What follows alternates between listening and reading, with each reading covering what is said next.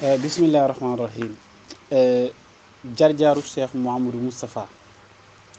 dañuy wax ne màggalu Darou Khoudoss 2020 bi ñu wax Cheikh Mouhamadou Moustapha Mbacké mooy doomu Serigne Touba ak soxna Aminata Lo moo ngi feeñ jamono ci Darou Salaam ci 3e jour ci weeru Saabaan bu ñu waxee Saabaan mooy weer wi jiitu li ñuy tuddee koor baraxlu ci atum 1888 nijaayam jii di sëriñ Ndaam Abdourahman Lo moo ko jàngal alxuraanul karim ba mokkal mu dem ci Maam Cerno Biraay moo ko jàngal xam-xam ginnaaw bi la def fekki sëriñ Touba ca Mauritanie bi sëñ bi nekkee ci Mauritanie foofu ginnaaw bi sëñ bi nekkee ci yéen Jolof dem na foofu fekk ko fi bi sëriñ bi nekkee njaareem itam dem na fekk ko fi ngir lan mu mottali am njàngam muy boroom xam-xam bu mag bu am yar di ay seede la lii ku ñuy wax Paul Marty moom moo seede ci moom ne boroom xam-xam la ku am yar la 19 juillet 1927 19 juillet 1927 ci la fi Serigne Touba bàyyi ko gisatu ko Serigne bi si la nekk xalif général des Mourides moom Cheikh Mouhamadou Moustapha Cheikh Mouhamadou Moustapha ak raay bi maanaam liggéey bi mu liggéeylu raay bi ba mu ñëw Touba ak jumaay Touba ji comme ni ko Serigne Touba bëggee woon Serigne Mouhamadou Moustapha daal di defarlu li ñuy tuddee ab raay ci diggante Touba ak Diourbel toll ci 50 kilomètres ngir mu indi jumtukaay yi nga xam ne mooy liggéey bi jëm ci liggéeyu jumaay Touba yi ñoo ngi ko liggéey ci diggante 11 novembre 1929 ba le 14 février 1931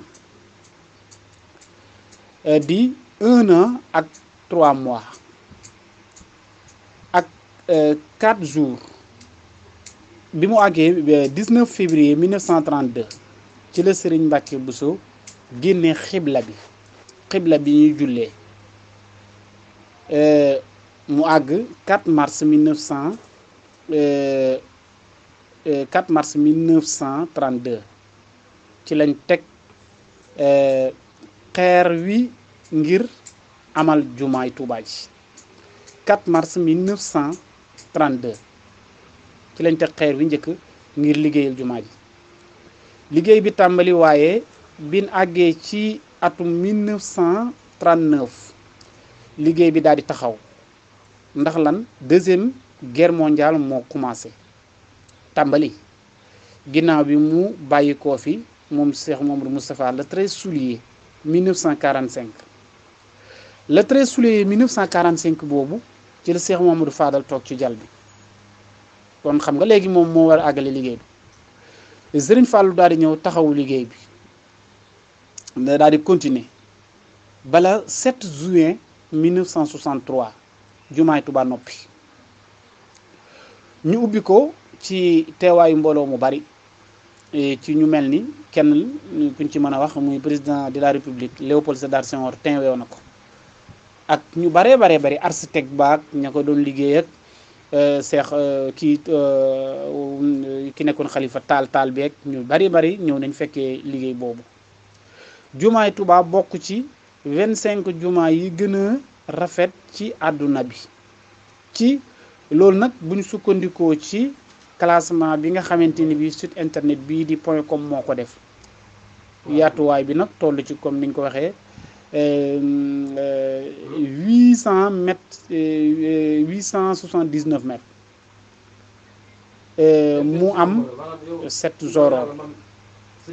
kaat yi bu ne di 66 mètres ak 2 soroor yoo xam ne bu ne am na 60 mètres ak benn bu mag boo xam ne am na 86 virgule 86,8 mètres Lamp Fall mën a def 6000 personnes ak benn daaray kaamil boo xam ni chaque jour ñu jàng fa 28 kaamilu alquranul karim. Cheikh Mouhamadou Moustapha taxawal na ay dëkk mooy dernier kii bi virage bi taxawal na ay dëkk yu mel ni Tindodi 1914 Taïf 1939 Naydé 1932 Daaru Nahim 1938 Kayal 1920 Bayla 1943 Santhi Xabaan 1919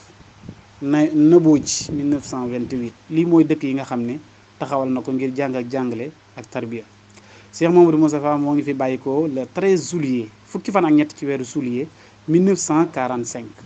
si Touba ñu jébbal ko boromam ci biir jumaay Touba ci fi tolloog ndey jooru gi jumaa ji. ñaata at la dund am na 57 ans juróom fukki at ak juróom-ñaar loolu moom daanaka mën naa ne du mag 57 ans. ay xalifaam nii la demee Serigne Cheikh Mbacke Gaynde Fatma moo njëkk a nekk xalifaam 1945 ba 1978 ñaareelu xalifaam Serigne Mbacke Madina 1978 ba 1985 Serigne Mouhamadan Xariloo Mbacke 1985 ba 1986 Serigne Aliou Mbacke 1986 ba 1998 Serigne Khadim Mbacke 1998 ba 2004 Serigne Ahmadou Muxtar Mbacke nekk xalifam tey daal na fi yàgg loolu te wér li mooy jaar-jaaru Cheikh Mouhamadou Moustapha mu nekk jaar-jaaru bu riis bu ñu tënk rek waaxiru daxwaana ani alhamdulillahi rabbil alamin